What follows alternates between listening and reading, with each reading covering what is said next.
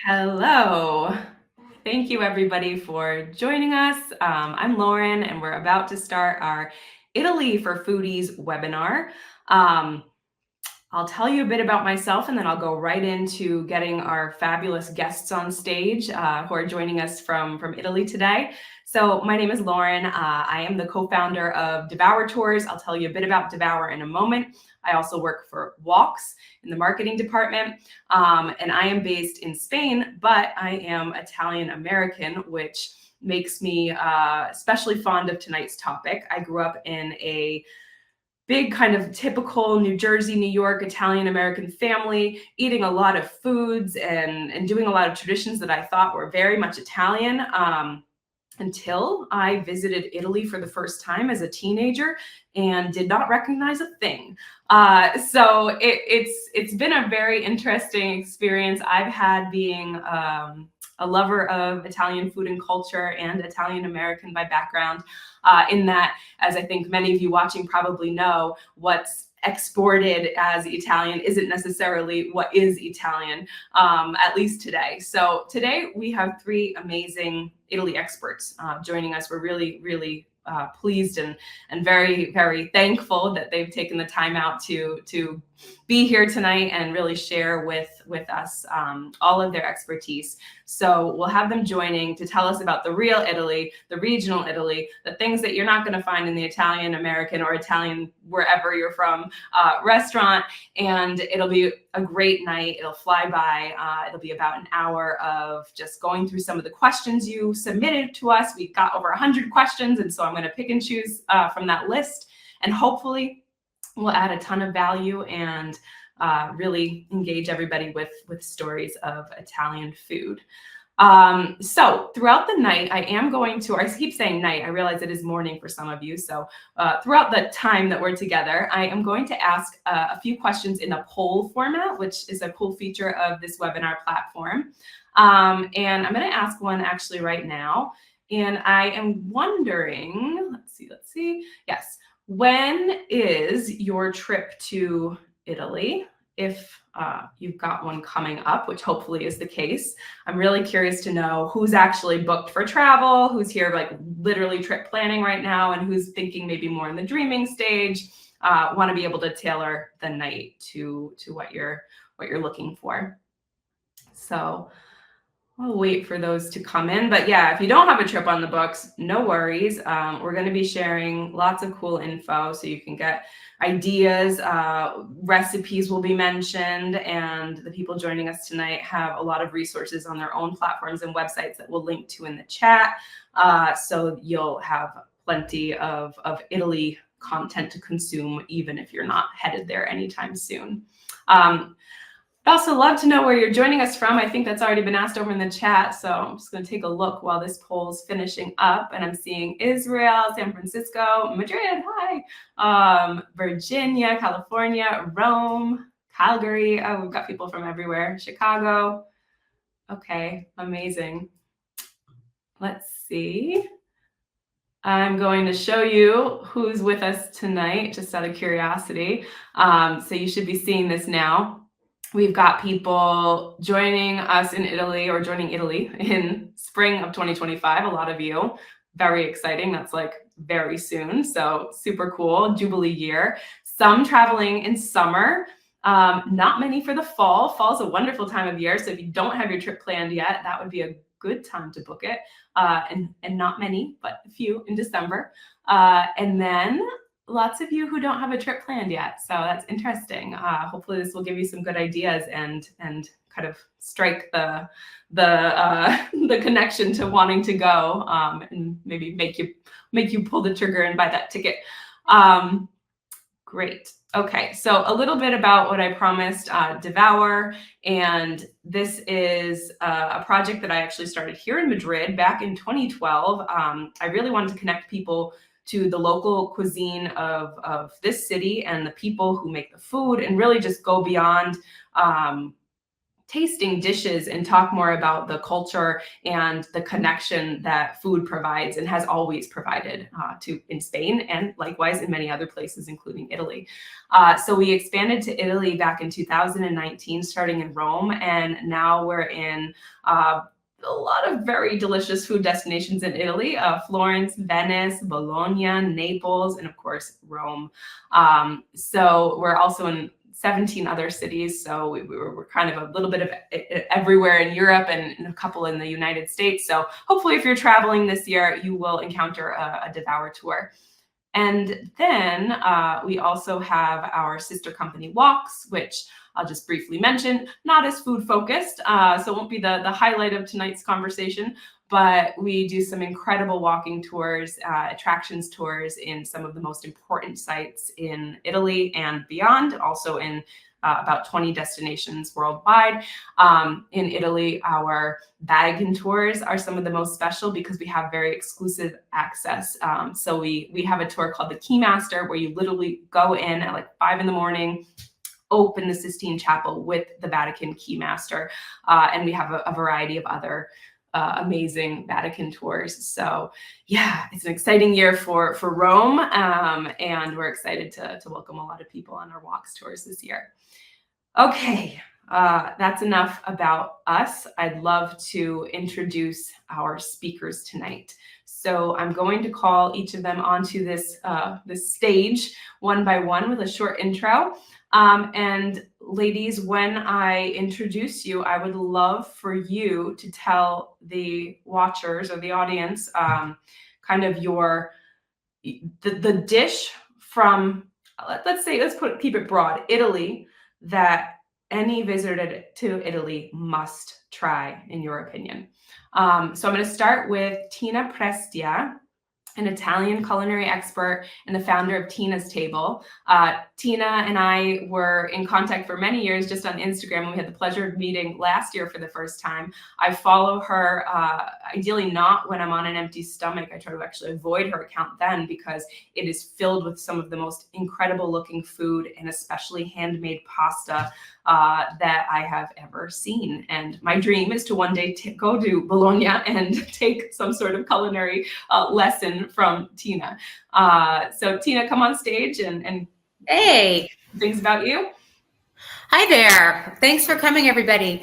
Yeah, she said I am a pasta maker, blogger, culinary trained in New York, and came to Italy for a year adventure, and we've been here 10 years now. So it's a permanent move.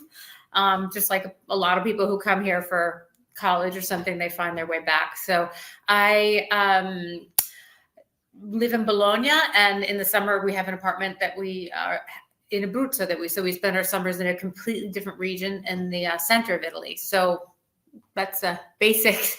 As far as a dish to try, that one was sprung on me, so I'll have to think about it because there's so many delicious things to try. In Bologna, let's just say you should have tortellini and tagliatelle ragu so that you can have a proper Bolognese. I'll go with my hometown. Yeah, oof, so good. Okay, I am going to call onto the stage Wendy Holloway, a food and wine writer, the host of the Flavor of Italy podcast, which I just heard in the kind of pre-going on stage moments is about to hit 250 episodes. So amazing work to really promote Italy all over the world through her podcast. She's been living in Rome for over 40 years. And apart from the podcast, has her website and immersive food experiences under the brand Flavor of Italy. So please come on to stage, Wendy. Hi there. Hi. Nice to see all of you. And I'm so glad that you're here. And Tina and I are actually good buddies. And I've been to visit her in Bologna. She does wonderful food, as you can imagine. And I'm going to anticipate your question of what my favorite food is. Now that I'm thinking about Tina and pasta, well, the pasta from Bologna, which is that silky egg-based pasta, is amazing. But honestly, whatever I seem to be eating that's delicious is my favorite. And my daughter often says that, Ma, whatever you're eating, you say that's your favorite. I mean, what is your favorite? Well, it kind of is whatever I'm eating because all the food here is amazing. Okay, that's kind of Yes. cheating, but I'll take it because it's true.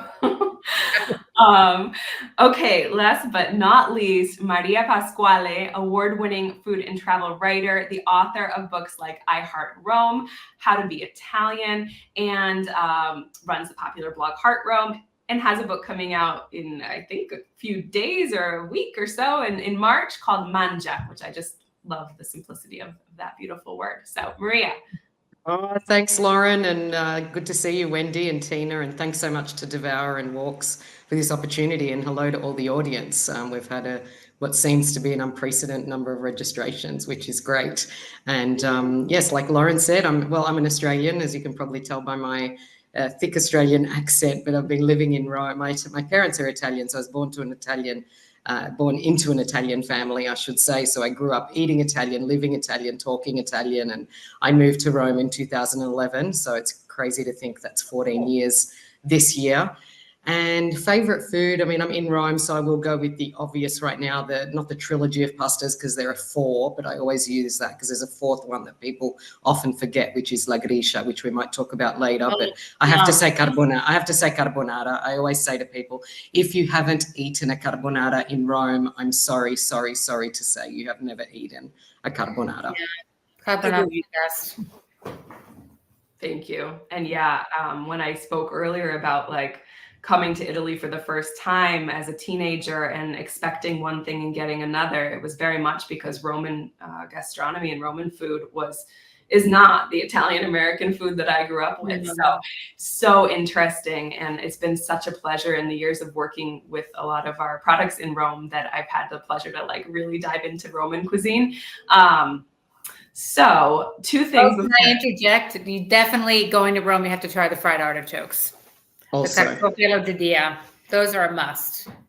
Yeah, Sorry. absolutely. Actually, it's amazing when you're there how you can see in all the markets the artichokes that you can buy already prepped. I mean, we don't even here, a few hours away in Spain, we don't get that delicacy or that luxury of buying them prepped already. So yeah, no excuse not to eat artichokes when you're there. Yeah. I just wanted to actually say to the watchers as well that if you stay tuned till the end today, we do have a special discount code for you guys from Walks and Devour sponsors. So you'll be getting the information at the end. And I just want to mention that to give you a little bit more motivation to stay on throughout the hour. But I'm going to kick off with the Q&A. So a question that came up many, many times in different versions in the submissions was really like, everybody by this point kind of knows Italy's very regional. So people are curious as to what makes, in this case, Rome and also Bologna so unique regionally. Like, what are the ingredients or the dishes from these places that really make them different than other places in Italy? So I'll start with maybe Maria. Yeah, I think, some of the products that, you'll find in Rome, and we've just mentioned artichokes, it's a serious business in Rome. Things like, and again, it's seasonal. So depending on what time of year you're here. So at this time of year, you'll find puntarelle, which is like a local endive on the menu. And it's served with a delicious lemon, olive oil and anchovy dressing. And if you see those on a blackboard or on a trattoria menu, please try them. Artichokes, guanciale, obviously, is and pecorino romano are the base of most of the Roman pasta dishes. So those produce, like you were saying, how regional Italy is, all of these regions are byproducts of the land and what it is that they produce. And so sometimes when you're traveling through, like in North Italy, you might see a lot of hazelnuts in the Piemonte area or apples in Trentino Alto Adige. And then it kind of makes sense when you're at that restaurant, perhaps, when you see that apple strudel's on the menu or a dish with hazelnuts. So, my tip always to travelers is to, if you don't know what to eat, perhaps even ask what produce is local to that area, and any of your wait staff or your hotel staff or apartment provider might be able to help you with that. Locals are always quite proud of their heritage and especially their culinary heritage. Absolutely. And if I can say, like, do your homework, I tell everyone to do their homework. Don't expect to just have pizza in Venice and think it's going to be good. Like, get the local cuisine pretty much only, because even if they serve tagliatelle al ragù bolognese outside of Bologna, it's not going to be as good outside of Bologna, because even prosciutto di Parma is from the Emilia-Romagna region, but it's better in Parma than it is in even Bologna, even though it's great. So like, get what's from the area, and you'll be getting better quality food and cheaper. If I could just add to that, exactly, I agree, Tina.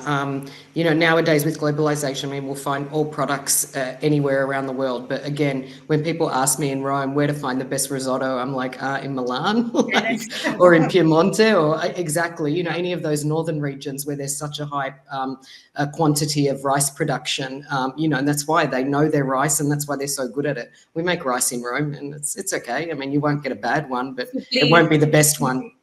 Yeah. Yeah, the other great thing in Rome is, as we're right in the center, so from here kind of going south, you get more and more great produce, whereas up in the north, you'll see less vegetables on the menu. So when you go to a restaurant, there's usually an incredible, what they call antipasto display, that would have all your different kinds of artichokes. They might be shaved raw with some Parmesan cheese on them, and just about everything. And you can almost pick from the antipasto display and make a meal in itself. And then when you go to the markets, you'll see what things are actually in season. And one kind of a big clue is also the price, because when items are in season, they're going to cost a lot less. So what you see in the market, then you might want to ask for that when you get to a restaurant. Yeah, it'll have more flavor as well. So it's a win-win. Yeah. And then the other thing, every place has a street food. And the one street food that I really love in Rome is the pizza taglio. So I think there was some curiosity about pizza.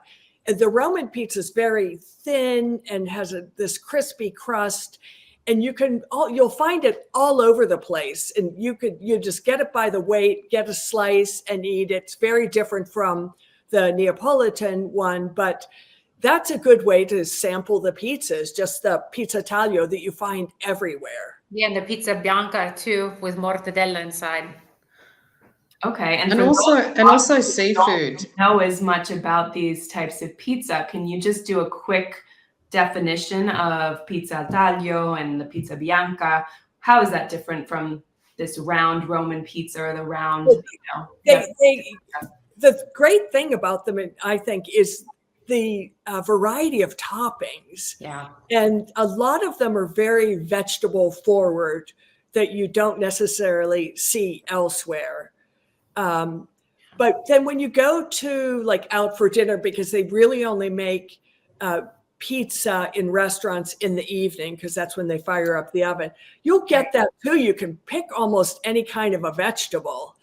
And the antaglio is the one that's always served like by the slice, right? And it's made in these big serving sizes, I guess, or meant to be cut up. And is it always heated before you take it away? Yeah.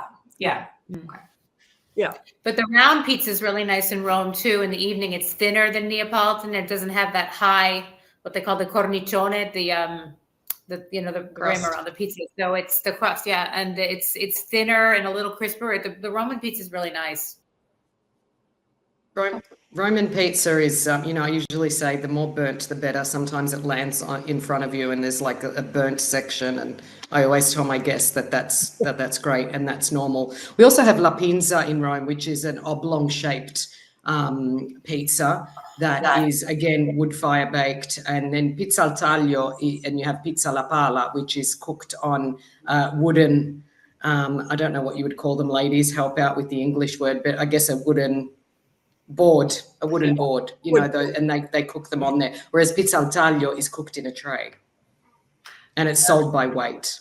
There are so many nuances to pizza, and we did have a lot of questions about pizza, so that's a good one. I wanted to actually ask, since we're on the subject of pizza, I know that none of you are based there, but I believe all of you probably have a lot of experience in this region. Naples. Tell me a bit about the pizza from Naples and also pizza fritta, which when I first went to Naples, I mean, that for me was like an explosion of flavor. I'm obsessed with pizza fritta. So tell me a bit about Naples. The Neapolitan pizza making is actually a UNESCO intangible world heritage, whatever. So I did a podcast episode with someone who went around and tasted all those different ones. She must have eaten, I don't know, 30 bits of pizza in just a couple of days. It's not my favorite. I'm so used to the Roman kind. It's very kind of thick and chewy, but it's delicious too. And they really take pride in it, believe me. And it's also wetter. So some people think there's something wrong with it because it's not crisp, but it's very moist because of the fresh mozzarella. They don't cook the tomato very much. So it's not like when I see a recipe for pizza and there's a tomato sauce, I'm like, what do you do? Because you don't even have to cook the tomato. You just, either crush it or put it in a food mill and put some salt, and it just cooks at that blasting hot oven. And they have one of the highest quality tomatoes in Italy. You have this volcanic soil anywhere where there's volcanic soil, and it's not just Vesuvius in Campania or the Naples region, but also in Sicily. The San Marzano tomato is a protected variety. It's what they use for their pizzas. And you mentioned the fried pizza. The pizza fritta is, it's a wonderful Neapolitan street food. My favorite one, or one of the classics, is filled with ricotta and pieces of crunchy, like pork shavings or crackling. And you'll find people eating that on the street. Yeah. Oh, it was just one of those foods you try and you're like, oh, I need to come back here just to eat this again. Yeah, they're unforgettable. One little thing that I see foreigners, they say that they want a pepperoni pizza, which is like the sliced, well, we know what pepperoni is, but if you ask for that, pepperoni is the Italian word for a sweet red pepper. Yeah. So that's what you're going to get on your pizza. So you might be a little surprised. Yeah. And if people are looking for the spicy salami, they're looking for. I think I know, but I want to. I think if they're looking for a spicy salami pizza, that you could probably ask for a diavola or ask for a margherita with hot salami, and they will not hesitate to make you one in most pizzerias. Okay, interesting. So where do I go? There's a lot of questions I have. I think one thing I'm going to go back to is, Wendy, you mentioned the word antipasto. And so again, I remember as a teenager, I did this study, this family abroad, and I was in Sicily, and we went out to a lunch at a restaurant. It was the only time we went out to lunch at a restaurant, and I ordered, because the waiter came over and asked me what I wanted, and I ordered the primo, segundo, and all of the things, the different courses. And I was then, after everyone else ordered, I realized I was the only one who did that. So a lot of people asked questions about eating etiquette, like, do you always get the antipasto? Do you always order a primi? Do you always order secondi? Not at all. You get what you want. I would have to say that in Italian restaurants, more than almost anywhere I've been, they're very flexible. Italians love their food, and they want you to love it. So they're going to make it happen in the way that will make you happy. So no, I mean, some people just get antipasto and call it a day. Some people get pasta and nothing else, or the sky's the limit and you can do whatever you want. Don't you agree, ladies? Yeah, absolutely. I agree. Can I add, Wendy? I think there's a word that maybe some of the guests should learn, mezza porzione. And that's a half portion. And I agree with you, Wendy. I've written about this in so many of my books, about the cultural DNA of Italians. They love food and are so passionate about food that they also want you to love food as well. They want you to enjoy it. And so it's so much more about making sure that you have a positive experience. I've had many times in a trattoria where I can't decide between like an amatriciana and a this, and they're like, oh, let's do a mezza porzione. Let's do a half and half. And so I end up tasting two pastas. I mean, sometimes if they're busy and, that might not be appropriate to ask, but, things like that, anything to ensure that you have a positive food experience is really no problem in an Italian, especially in a casual eatery. I did a podcast episode with my two grandchildren, 9-year-old Ricardo and 5-year-old Sofia. And it was mostly Ricardo because Sofia. And it was talking about kids, Italian kids, and how they eat. So one thing you should be aware is they don't really do kids menus. No.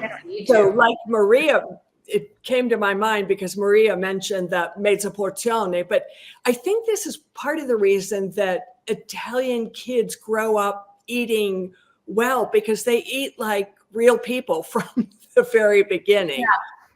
They do. I made pinzimonio at a picnic once. Pinzimonio is Tuscan, so you use fresh Tuscan oil, and then you have fresh vegetables and maybe just some salt and pepper at the base of the oil, and you dip it in the freshly pressed oil. And I thought all that was for the adults, and the kids ate it. They were like 6. So they're used to eating vegetables from a young age, and it's not like poison for them. So It's fantastic. it's good. Yeah. Another question that's kind of in this area that people were asking about is, what are some strategies, especially in today's day and age where you've got TikTok, you've got blogs, you've got guidebooks, like there's just no end for information, but how do you actually find restaurants that are locally loved and not tourist traps? Reach out to us, the 3 of us. Yeah, I was going to say this is not a gratuitous plug for any of us, but at least, I mean, I do this in the cities that I'm traveling to. I'll often look to find a local food writer or someone that I can see, frequents a lot of restaurants and, or writes about restaurants and, doing your research. And that just sounds so, basic, but, just going that little extra mile to follow and really dig deep on some people that you can see that live there. Unfortunately, in this current world, we have, people visiting a city once, and then even as a journalist, I'm a journalist, and, I've been, I've done this before. You're traveling, you're in one city and you're writing a guide on where to eat, but unfortunately, you really don't know that city well. The people that live there really do, know where all the best places are to eat. Yeah. So I think anybody who's listening, they really could reach out to any of the 3 of us, and we'd be happy to give them a hand and an answer. And I have a blog post that goes into how to do your homework, actually. And a lot of the guides I put in there, I probably have to update it, but it's a lot of the guides are in Italian, because you don't need to understand Italian. Just look at the address and then look up information in English, but at least you'll know where Italians think you should go, because they're going to know more. Yeah, no, that's a really good point. Are there any like very obvious signs of a tourist trap that people should know about, or is it really hard to know? It's easy to tell if you've done your homework about what to eat. Because if you see them plugging pizza in Venice, just run away. Don't try. If you see them serving only local dishes, and even in Venice, they get hostile. They're like, no pizza, no that. Like they only want to serve the local thing because they're proud of their own regional cuisine. So.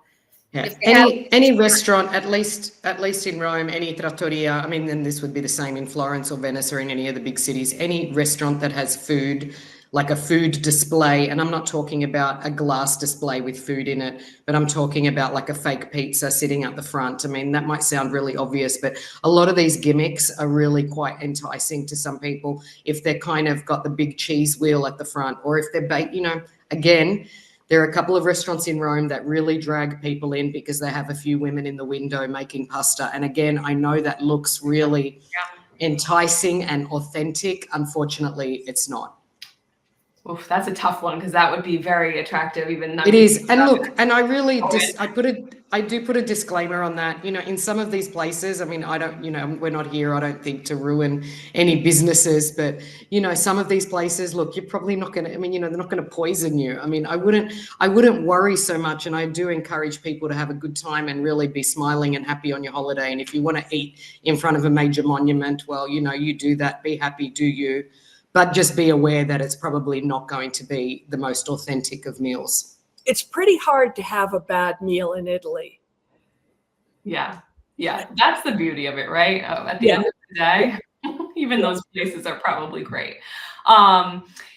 We've mentioned Venice a couple times in the conversation, so I'm curious. We keep saying no pizza in Venice, right? But like, okay, so what do you eat in Venice?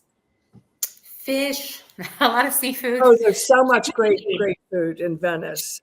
Etiquette, yes. Spaghetti Which, are the way I go. We even, my family, we say, do you want to go out to a restaurant or chiquettize? Because we just like hopping from one place to the next. It's basically, they hate when we call it tapas, but it's basically like tapas and trying the local flavors. And Appetizers. yeah, they're appetizers. And you go and you can order an ombra, which is a smaller wine. Not all of the places do it, but it's like a smaller glass of wine and get one little nibble and then go someplace else. And it's really a way to see the locals too. And do you stay on your feet while you're doing this? Like, is that Usually, yeah. and seafood, there's such a wonderful variety of lagoon fish in Venice, particularly the moecca, which I think I'm pronouncing those correctly. A Venetian might correct me, but they're little, almost like little soft shell crabs. Yeah. They're tiny and they're delicious and juicy, and they serve them with risotto and they can be fried too. or fried. Yeah.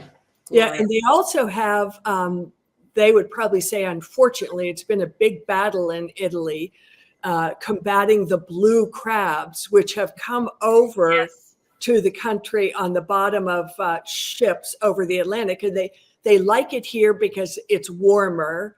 They're sadly eating a lot of the native clams and mussel. But so Italians thought, what are we going to do to combat these? And their perfect solution is, well, let's just eat them. Let's eat them. Let's eat them. So there are lots of great blue crab recipes up there. And there's a very high-end, elegant restaurant called Venissa. It's a Michelin star. And if you feel like really splurging, it's a great one with great recipes right up there. Yeah. My local tip to any of the viewers would be, and I'm sure you ladies will agree, is that Venice, for me, in terms of the big tourist cities, is probably not the hardest. You can eat extremely well in Venice, but even a Roman will be treated as a foreigner in Venice. And so, there's just such they're so culturally inclined to not rip off tourists, but it's just, has such mass tourism that unfortunately where mass tourism exists, as we know, so does, some lower quality. And so I think that's probably one place where you should try just that little bit harder to decide on where you're going to eat. Just definitely get away from St. Mark's, try to go a little farther out because it's mobbed. You can't even walk over the bridges. But if you walk even 10 minutes away from that bridge, you'll get that beauty of Venice where it's eerily quiet and all you hear is a boat gliding by. And it's extraordinary when you get away from the touristy sites because it's beautiful and quiet. And you can eat really well in those small little neighborhoods. That's kind of a good rule of thumb in Rome, right, yeah. Maria? And just everywhere. Don't eat right outside of St. Peter's or the Colosseum or St. Mark's. Try to go a little bit further afield and you'll unlikely find amazing food. Yeah, absolutely. I mean, maybe get the drink near the big monument, have your spritz near the monument, and then go eat someplace else, Yeah, that's great advice. But I do agree with Maria as well. Like if in the moment you just want to eat there because you want to look at the monument, like just do it, Absolutely. Look, I live here and I walk past the Pantheon. I have the good fortune of living in the center of Rome. I walk past Piazza Navona and the Pantheon daily, and I see people sitting in front of it, drinking and eating, and everyone is super happy. And I often think to myself, it's perhaps not a place that I would eat at because I live here, and that's okay because there's always going to be that distinction of you living and you being on a holiday. And so again, and some people, and that's okay not to also care. Yeah. Sometimes. So I want to go into a topic that is pretty common in, I think, all of our foodie webinars so far, and that is vegetarians. How are they going to fare traveling throughout Italy? Very well. Yeah, I agree with Maria on that. I did a podcast episode with a vegan woman. She actually lives in Rome, although she's American. And she's been vegan since birth because her parents were vegetarians and everything. So she's never had meat. And her advice, which I think is very wise, is don't overthink it. Don't feel like you've got to find an official vegan restaurant. as we said before, restaurateurs are so anxious to please you that you talk to them and you kind of work it out. I'm vegan. I'd like this. I can only have that. And you end up creating with the waiter or the restaurant owner a good meal. So just to be relaxed about it, because this whole country is so vegetable forward and does vegetables so well. It's not something to panic about at all. Don't you agree, ladies? I agree, and I would tell viewers to, you know, not just concentrate on this part of the menu, but the contorni, which are the sides. You know, in any Roman trattoria, you can have a wonderful time eating just vegetables. One of the things I found quite fascinating in the research for my new book, you mentioned it earlier, thank you, Lauren, was one of the regions that surprised me. It has the highest number, I believe, of vegetarians per capita, and that's Basilicata. And that might not be on the tourist path for many people in North America or Australia, but, you know, it is starting to get some tourism thanks to Matera being the capital of culture a couple of years ago. And it's that southern region, right, just in between the heel and the point of the boot. And that's because historically, you know, people couldn't afford meat. And so there is still this wonderful culture of eating vegetables, which we still find even in all the other regions. You can eat, even without being a vegetarian, you can have a vegetarian meal without trying. Bologna is a little Same trickier. for gluten-free. You can still get away with it. There's so much pork and cheese in Bologna, but you can still, vegetarian's easier, vegan, but there are plenty of vegan restaurants. I mean, Bologna is a pretty hip city because it's a university town. So there are all sorts of things that you can still come up with, but they sneak pork in a lot of places. So just ask. There's no restaurant that can't make pasta al pomodoro, you know, pasta with tomatoes. Also, exactly. You know? I love and if it's not on them, and that's just a reminder that if it's not on the menu, I'm not kidding. If you're at a trattoria and you just ask for a spaghetti al pomodoro, a spaghetti with tomato, they will make it for you. Yeah, they kick out of the country if they can't make that. Yeah, exactly. Exactly. And gluten-free, I find, you know, there's obviously, and I've been trying to debunk this myth in this latest book about, you know, it's not just pizza and pasta, as we've been saying. You know, there is so much more to the Italian diet and to the cuisine. What I was saying, sorry, I just got off track there. Pizza and pasta makes you think that gluten-free is going to be difficult. And even that, I think, is becoming, you know, Italy has really wonderful products in the gluten-free, in the celiac space. Yeah. They do. Absolutely. And there's always the beautiful rice. If you are in the north, you can have all the risotto you want. And polenta as well. Polenta in the north. I'm surrounded by polenta right now in the Val d'Aosta on trip. So yeah. And if you're eating gluten-free, there is so much in terms of the protein that we have in Italy. Seafood, you know, when we were talking earlier about the Roman diet, we often think of guanciale and pork, and it seems so pork-based, but it was also historically one of the biggest ports in the empire, and it still has a coastline. And so we have wonderful seafood in Rome as well, but people often don't think about that. So, you know, meat, seafood, you know, if you're not eating, even avoiding carbs, let's say, there is still a lot to eat in Italy.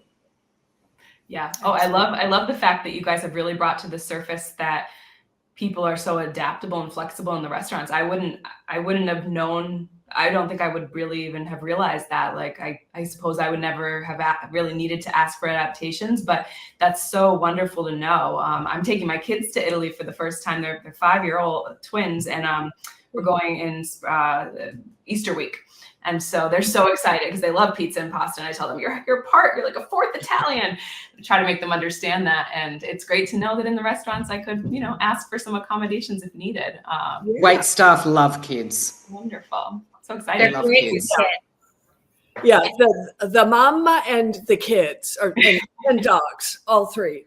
Everybody's accepted and loved. Wonderful. Yeah, they really accommodate kids. They'll do half portions, as she was saying earlier about the mezzo porzione, and they also ask half the time if you want to bring the kids' portion out before, if you're getting antipasto and something else as the adults, they'll bring the kids' food out first. Things like that. Yeah, it seems like in this way, Italy really lives up to its stereotype of being welcoming and friendly. So that's wonderful. A quick one that I think is important, though. People want to know if Italians tip servers. Yes, Well, actually, new ladies, I'm sitting here with 3 Americans. So, or Tina, are you? I don't know. I'm speaking out of school, perhaps. But we have a very different tipping culture in Australia. So where we tip for good service. So if we're happy, we tip. And I find that that's pretty much what the tipping culture is like in Italy. There has been some bad press about tipping, and I know that locals have often complained about this, saying, "Oh, the Americans have stopped tipping us." And so, yes, please tip your server if you're happy with them. And that can be just some coins. In Rome, Romans will leave a few coins on the table. You don't need to leave. There's no specified amount. If it's like €95 and you want to leave 100, that's fine. But tip your taxi driver, your service people, your tour guides, and especially your wait staff. I mean, if the further you get up north, the less they tip. Yeah, I was going to say Bologna, they don't tip much. Yeah, I think it's almost so ingrained into Americans that they can hardly leave a restaurant without leaving 20%. And there are a couple things to think about with this. You really have to go with the local culture. And when you give, let's say, 20%, or all Americans give a 20% tip, it makes Italians think, oh, Americans are so rich, they have money to throw around. It kind of puts you in, I don't want to say a potential victim status, but it's best to go wherever you are with the local culture. And as Maria says, just, a few coins. I would never tip more than, let's say, like 5 or 7% in the extreme. You really have to kind of go against what you are trained to do and think in the States. Yeah. I think so. I agree, but I also think that locals are still quite reliant on, it is tourism, and so again, there's no expectation that you leave a lot, but I think yes is the answer to should you tip. Yeah, it's interesting. We get this question also a lot of times in Spain, and I think the way I used to answer it here, because it sounds like it's similar, was like, it's never expected and always appreciated. Always welcomed. Yeah. Good way to say it. Good I way. think it's true that the excessive tipping, and it also can have an effect on even like the preference for an American table as opposed to another nationality or a local family. Even it's like, no, we'll take those people who are behind you in line, and I've seen that happen. So yeah, it is a bit of a double-edged sword there, but yes, tips are appreciated. The other thing people could look at on their restaurant receipt is servizio and coperto. And so you're often being charged that at a restaurant. So there's a service charge, often there's a cover charge. And so even us as locals, I'll look at it. And if like there's an increased coperto or whatever, that kind of determines how much I leave, because that is still making sure that, the service is being covered. Yeah. And also, Maria, to that point, if you happen to be in a big group, say you're a big family or whatever, you're 10 people, then they might have already put the actual tip and the service in there as an extra thing when you're a group. So, do look at your scontrino, as she says. Yeah. The words they're looking for are servizio and coperto. Servizio is service charge, and coperto, yes, is cover charge. So often that is just, for getting like bread put on your table and those sorts of things. Yeah. It can be a bit confusing. Another sorry, Tina. No, just a dining tip is that sometimes you see people leaving bad reviews for a restaurant because they weren't let in, because they'll ask if they have a table and the restaurant is completely empty. And when they get turned away, they think they're being turned away because they're tourists, but they don't understand how much later Italians eat. Like they might have a reservation for every single table, just they're not there yet because Italians eat later. So like, don't trash a restaurant if they don't let you in, because it could just be that their bookings are all for a half hour later than you get there. And that's when the wait staff is eating. Yeah. I've also noticed that they don't, in Italy, and it's similar in Spain, like they don't turn the tables as often as maybe in the United States. It's like you have that table kind of whether it's even All if night. you have it all Yeah. night. So it's not as likely that even though the reservation's later, they're not going to be like, well, you can sit here for 45 minutes. So, which is kind of nice, you know, it's the very nice dining. And they don't check in on you as much either because of that, because they just want to leave you alone to have a meal. So it's not bad service if they're not badgering you every 3 seconds. That's another different cultural. Do you have to ask for the check? Oh yeah, no, they won't bring it to you. check. Sometimes it's hard to get the check, Yeah. believe it or not. Yeah. Il conto, right? El Yes. conto.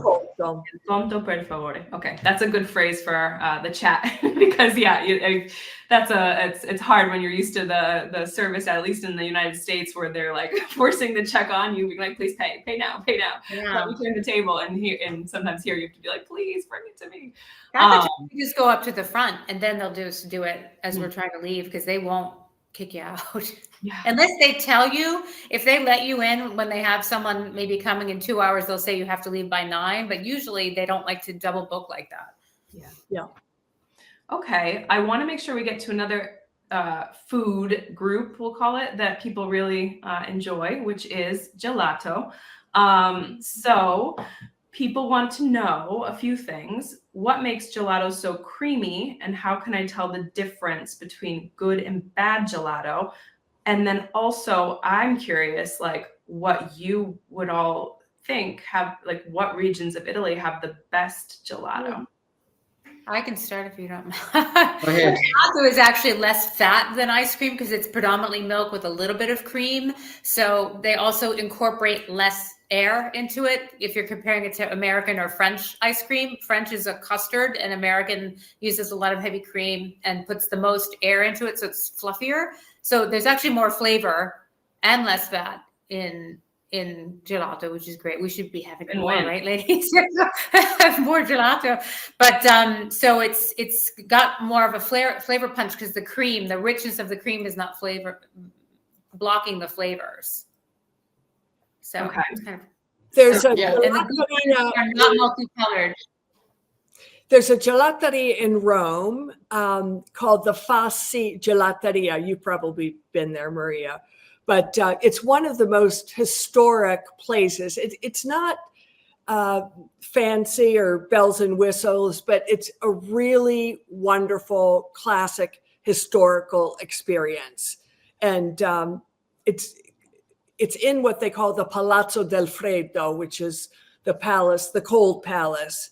And it's not terribly far from the train station, but that's a good one to go for really an authentic experience. And then I think a lot of these gelateria, they do tend, as we were saying before, to kind of call you out to have their gelato. But if you see that they all look, puffy and inflated and no color you've ever seen in nature, you might move on to the next one.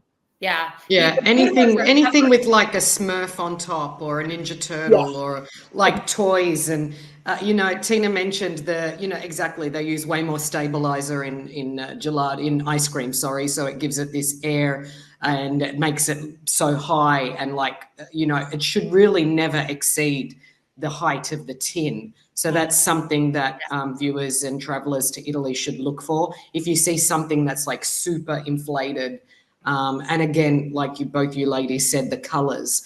Gelato, if it has organic and authentic and real seasonal ingredients in it, it really shouldn't be like pistachio shouldn't be fluoro green, or banana shouldn't be bright yellow. You should look for the covered ones, the ones that are silver, that have a round silver cover on the top. Yeah, exactly. And I used to always recommend that, and then I got a bit into trouble with that because sometimes you can find authentic gelato that is not covered. Absolutely. But generally, I think the good rule of thumb is whether it has a lid on it. If it has a lid on it, even better, like if it's in those deep tins. But generally, I think the rule of thumb is that it shouldn't be overinflated or over the height of the tin.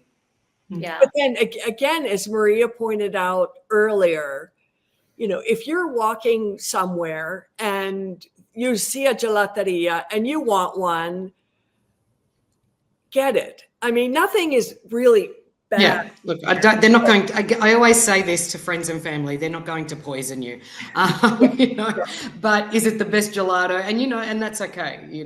Sometimes it's not going to be, but it still kind of tastes good. The other thing people should know, and I don't know if this is the same for other cities, but at least in Rome, you should never be paying for panna, which is cream. They will often ask you on your gelato, do you want some fresh whipped cream? And you shouldn't be paying for that. And if you are paying for it, then you're probably in a restaurant, in a gelateria that's catering a little bit more to the tourist dollar. Yeah. And I'd like to plug Bologna for gelato. It has some of the best gelato we've had. Oh, there you go. And Sicily, I would say. Yeah. I would say we have great gelato in Rome, and I mean I know you mentioned Farsi, but if you're in the center of Rome, Ottaleg, which is in Trastevere, that's a gelato spelt backwards. That's easy to remember, and that is organic ingredients. People are, they're literally cutting strawberries and putting them in, like you can see them doing that. The same with Fata Morgana, which now has a number of outlets in the city. But they also have lactose-free gelato. Yeah, you find that quite a bit these days. Yeah, which a lot of sorbets don't have milk. Yeah. Yeah, and I've also seen, I think it was at Ottaleg, a little bit more of a modern take on flavors, right? Yeah, like they have all the classics, but Marco Radiccioni, the gelato the owner, he flirts a lot with ingredients, and so you'll find even a savory variety every time you go in, like they've had chicory on the menu or broth. Really? So some strange things, but if you're a little bit adventurous and you want to try one of my favorite gelatos I've ever had is Gorgonzola gelato. I love Gorgonzola, but if you think about it, it has a sweet flavor profile to that cheese, and it's just fantastic.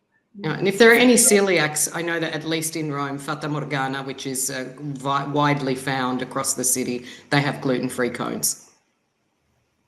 Okay. Oh, that's great. Oh, I'm getting so hungry. I said I would. I'm really hungry too. Okay, well, we're almost at, I think we have time for maybe one more shortish question.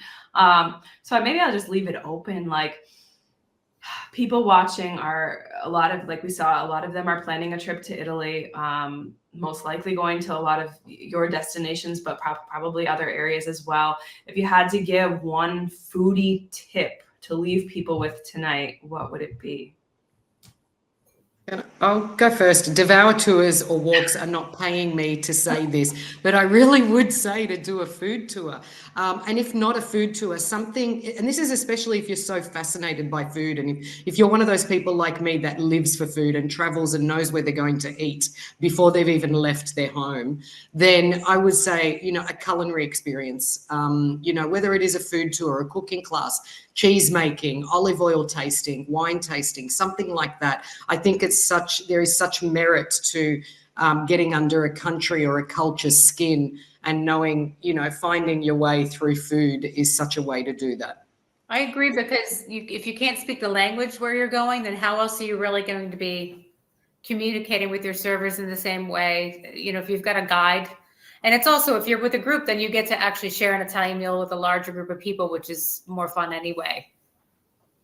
So yeah, and you'll find a lot of interesting and fun people who are specialized in different food sectors. Like, I just interviewed last week someone who is a cheese sommelier.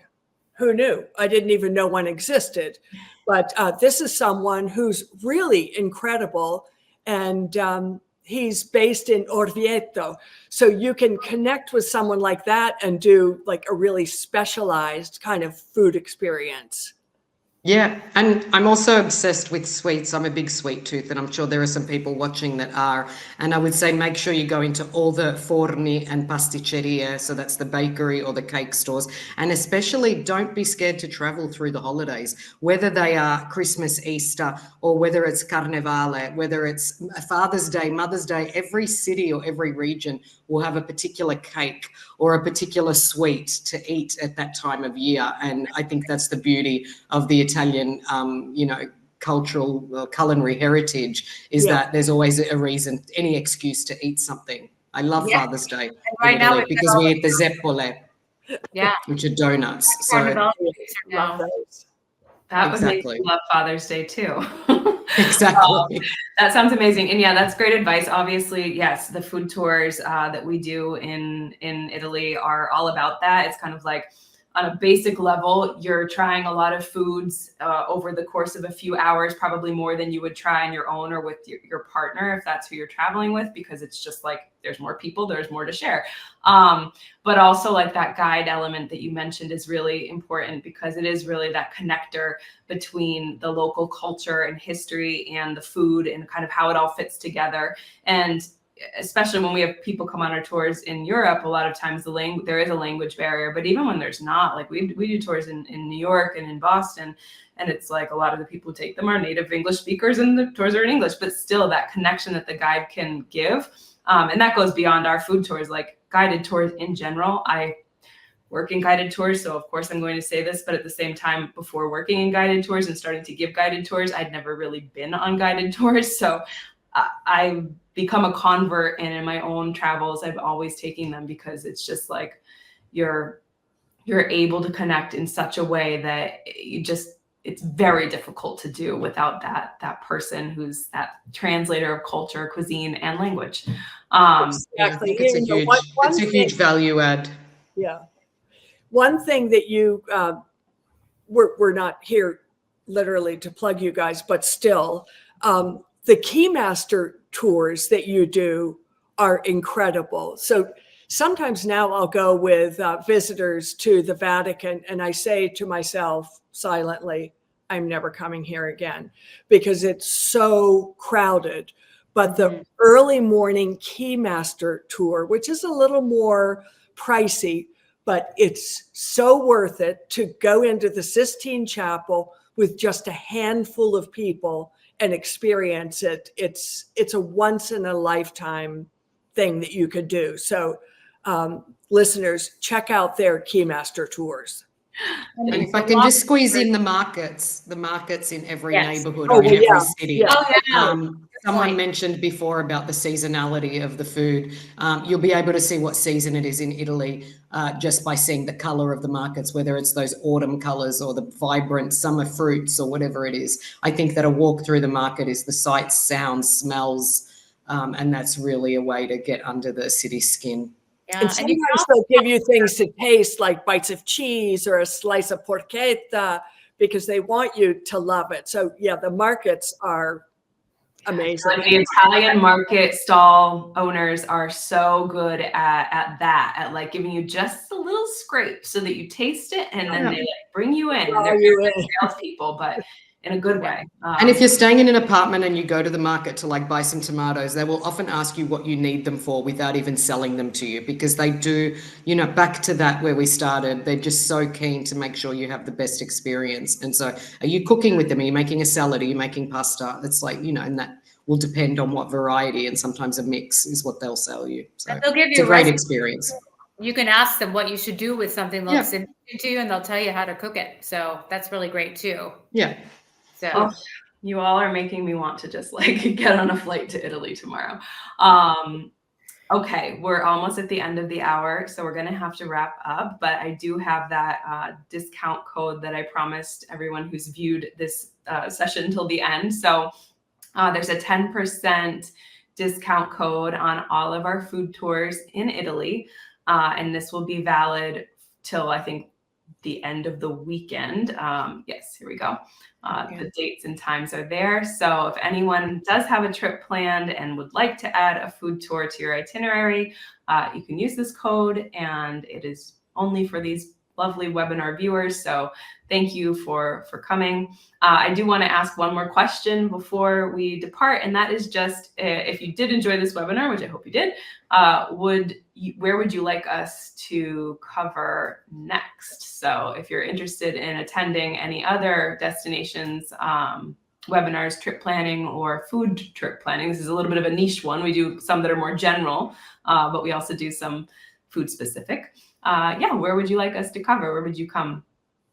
So I'll give that a minute. And yeah, just thank you, ladies, for joining me. I've learned a lot, and it's made me so much even more excited for my trip later in the year. It also makes me want to go over on my own and just like eat my way through the country and visit all of you people and eat at your favorite restaurants. So We need to make pasta. I know. Yes, we are going to make pasta one day, Tina. We are. We will, but I'll come alone for that. No kids. Just pasta and wine. Okay. Wow, it's pretty evenly split. So yeah, a lot of people have interest in France, more Italy, some Spain, some Scotland. Okay, fantastic. Well, thank you, everybody. I'm going to end the webinar. Thank you for joining, and have a great night. Thank you for having us. Thank you. Thank you. Thanks a lot.